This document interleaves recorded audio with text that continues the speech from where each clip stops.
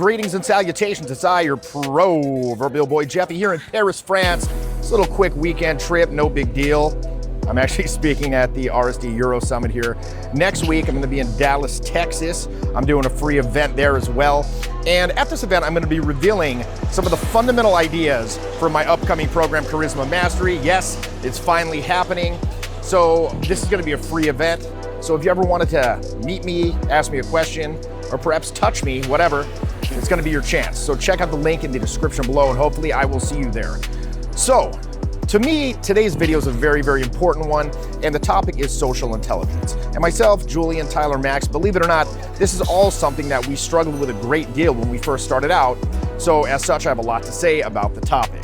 And in this video, I'd like to specifically discuss social vibing and insecurity.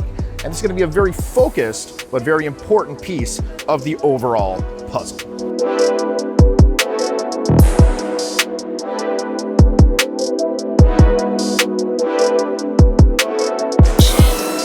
So there are many sub-communications that are being telegraphed at all times in any interaction, and these are both verbal and nonverbal.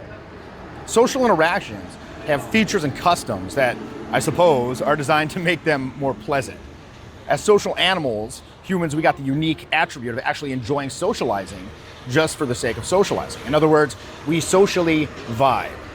And people who actually break this vibe are considered to be socially unintelligent people. And despite being perhaps very good and worthwhile people in their daily lives, they're going to come across poorly in interactions. Now look, most people, once you get to know them, are probably pretty worthwhile. I've rarely met someone who, when I was put in a position where I was by circumstance forced to get to know them over time, I rarely met someone in that situation that I didn't come to like eventually. So what's the difference between somebody who's cool and somebody who is uncool? Well, basically it comes down to the way that they come across in interactions, right? Their level of social intelligence, their ability to convey it, their ability to telegraph it, their ability to sub-communicate. Understanding how to socially vibe, this telegraphs that you're secure with yourself. Failing to understand how to socially vibe telegraphs insecurity. So in this video, we're going to assume that the early stages of meeting someone, right, the initial approach is past, and you're in the comfort building stage. So first, let's look at laughing as vibing. Now, laughter, it's not only a stress relief mechanism, it's actually a social mechanism. Laughter basically shows that your social group's vibing well. You know, lower primates, monkeys, they can't talk like we can, but they still laugh when they're in rapport with each other. So think back to a time when you were telling a joke and the group vibe was just very, very tight, right? People probably started to laugh even before you delivered the punchline. Maybe you even said, look guys, I haven't even told the joke yet and you're laughing. And they can't figure out why, and they just laugh even more and more as you say this. And if you think about the movie Goodfellas, you know, the Scorsese film, in the scene where the Joe Pesci character, he's telling jokes at the restaurant table and everyone's just laughing harder and harder and harder. Right, you know that scene? Hopefully, if you haven't seen it, check it out. Classic film. But the Ray Liotta character, he just cannot stop laughing. And it's not even necessarily the humor of the Joe Pesci character's jokes. It's the overarching vibe. People who aren't socially intelligent will laugh at their own jokes, right? They'll laugh prior to the group starting to even laugh. So try to notice that next time somebody laughs at their own joke first. Like maybe you were just about to laugh, but then you didn't after they laughed first. Why? Because they were attempting to fill in the so-called rapport gap. When the boss of the office tells the joke, everybody laughs. When the punk of the company tells the joke, he worries that nobody's gonna laugh, and so he laughs at his own joke first to fill in the so-called rapport gap. So concentrate on vibing and don't actually try to artificially push rapport. Much, much better is to wait until the group laughs and then laugh along with them. Now this gap is also seen when people say right or you know after all their sentences, right? They're trying to fill in the right that the other person should have said if they had been socially vibing properly. All right, so that's just one element. Next, let's discuss rhetorical sequencing. When you think about it, when we're talking, people sometimes often use kind of weird rhetorical sequencing. So here's an example. Let's say you got a guy and he's excited that he got a cheap deal on a coat. right? So in an example of good vibing, the guy would be like, hey man, check out this new coat I got. You'll never guess how much I paid for this. And the friend's like, I don't know, man, $200? He's like, no, man, $45. It's like, wow, awesome, dude, right? So that's an example of good vibing. Now, conversely, let's look at an example of bad vibing. First guy goes up, he's like, hey man, check out this coat. You'll never guess how much I got it for. He's like, oh, you got a deal. I don't know, like $20. The friend's like, no, 45. Friend's like, oh, well, I guess it's not that bad. So notice what happened there is the friend telegraphed subcommunications of insecurity. His internal thought process is probably something along the lines of, I'll show that I'm smart. I'm clever enough to pick up on the fact that that he said, you'll never guess what I paid, that he got a deal. So by lowballing it, I'll show him that I'm smart and I passed his little test. So breaking it down a little further, his insecurity caused him to miss out on that social vibing. And the social vibe was intended to build excitement and just a good vibe in the interaction. And it wasn't in fact a test at all. So the first guy, the secure guy, although realizing that the coat was probably really cheap, he'd still get something lower end, but still high enough that if the guy's deal wasn't as great as he thought, he'd still feel good about it. After all, he already bought it, so why worry about that? Unless, of course, you seriously could hook up a massively cheaper deal and return the coat, and that would be something that the socially intelligent guy would be able to ascertain before he even suggested it, in which case the happiness derived from that would outweigh actually telling the guy that he didn't get the best deal. The person who's not vibing right doesn't get something. And what he doesn't get is this. The purpose of the initial comment is not to actually debate, right? It's just socially vibe. The content was not the real communication. It was a surface for sub-communication, which intended to say, hey, look, let's just have a nice time, have rapport with each other, enjoy each other's company, and relax. Understand, in most cases, the vibe is paramount, not the content. It's not the content that attracts people. It's the vibe. The insecure, the socially unintelligent person is taking the sentences of the first person and fielding them as opportunities to qualify himself. So next, let's talk about hierarchies and their role in social interactions. In a big group setting, we all get our moment in the sun at some point. And you'll notice that when you're holding court, it's your turn to talk. Sometimes people in the group are going to be insecure with that. So the secure guy, he will recognize when it's someone else's turn to hold court, and he won't actually fight that. So a person who is secure will actually talk to add emphasis to a point. He's not going to dispute a point while someone else is holding court. He knows he's going to have his chance to talk later, and that right now it's the other guy's turn, right? Right now someone else is trying to get a point across.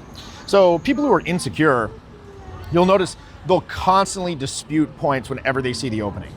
They view it as an opportunity to demonstrate their value, and they simply cannot resist the temptation. They just can't resist it, right? So just as an example, think of, let's say, an internet forum, right? Something title get posted, and insecure posters will nitpick the semantics of the post, right? Like, well, this is important, but it's maybe an 8 out of 10 level importance, not 10 like you said. The secure poster, if he finds the level of emphasis on, like, say, a level where it's honestly misinformative, he might respond, yeah, look, XYZ that you said are really good. I might consider a little less emphasis on it, though, because ABC is important as well. But it's a good post, man. I like XYZ, okay? Another thing that you'll see in kind of the same vein is throwing little insults or trying to come off as authoritative when it's not your place. So, for example, you'll see people that are trying to get rapport with other people that they don't really know on that level by throwing little insults at them. So, if you have two old friends and they see each other and the one friend sees his buddy, he's like, hey, Steve, you old bastard, come here. Give me a hug, bruh, right? That's warranted because they know each other. Now with bad vibing, you got like a new acquaintance who sees Steve and he's like, hey, Steve, loser, come over here, help me. So the second's bad vibing. Why? Because he's trying to force rapport with a subcommunication that's only appropriate of old friends. In a similar fashion, you'll see guys who try to come across as authoritative. You'll see it on the internet. A guy will post something quality, and somebody who doesn't like him will post, oh, wow, that's very quality material. Good to see you post something of quality. It's like he's trying to come off as authoritative. He realizes that he's ripped the guy on the forum before, and he feels insecure that the guy he insulted actually produced something worthwhile. So he's got to come in and try to be all authoritative, like, hey, I can show everyone that I recognize good content when I see it. I'm being real magnanimous here, right? Examples IRL, real life. Guy will see somebody who they publicly disliked starting to improve themselves, and they'll say things like, hey man, good thing that you're improving, keep it up. So by this, they're trying to control what's happening. They're trying to say, improve because I, the authority, approved of you. So, a little more on this. If you've ever ran a very good presentation, say at school or at work, and you see an insecure person come up to you and criticize, they don't realize it's your turn to hold court. Their turn is later.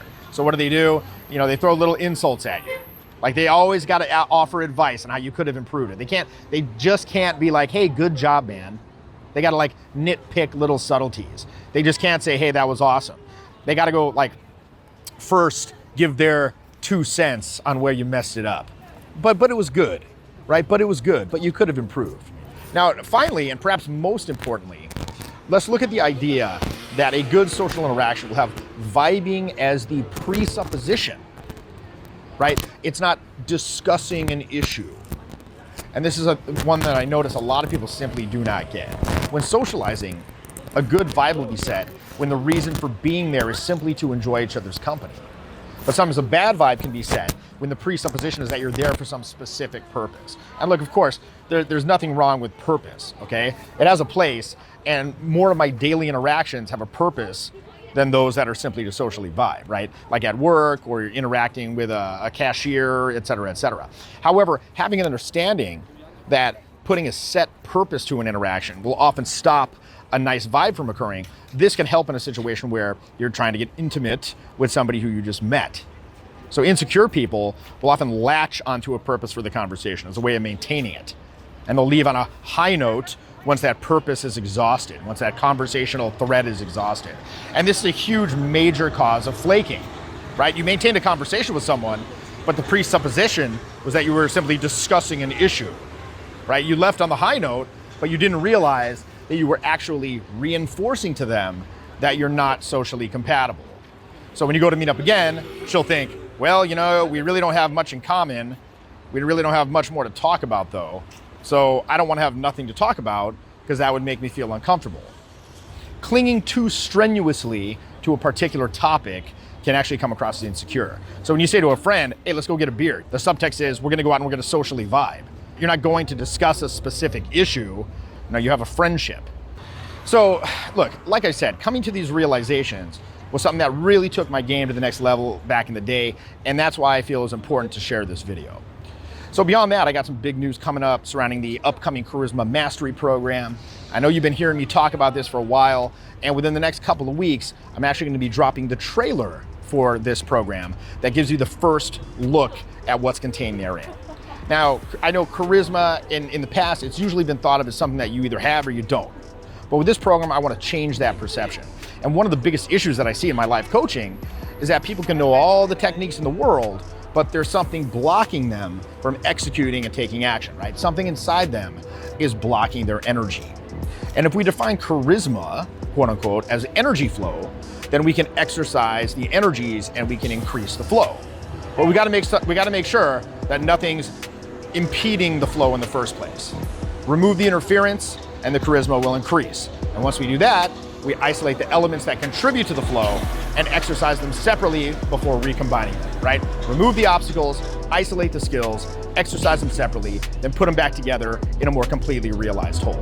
And as I said, the trailer's dropping soon, so be on the lookout for that. I'm very excited to bring you this stuff. I think it's my best work to date. So this has been Jeffy from Paris, France, surrounded by bugs here, so I'm gonna get off this bridge, and I'll see you next time.